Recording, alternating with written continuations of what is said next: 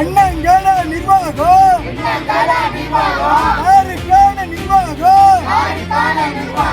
சொல்லி சொல்லி அழுத்து போச்சு. இது வந்து ஹைஸ்கூல் கிடையாது மேம், கிரேட் காலேஜ் கிடையாது. ஒன்றும் கிரேட் காலேஜ் கிடையாது. எல்லாம் வந்து வேலைக்கு போயிட்டு படிக்கிற பசங்க உங்களுக்கு தெரியாது ஒன்றும் இல்லை.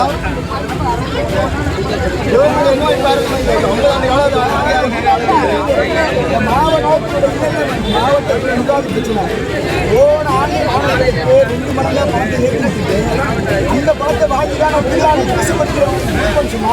அது எப்படி முடியும்?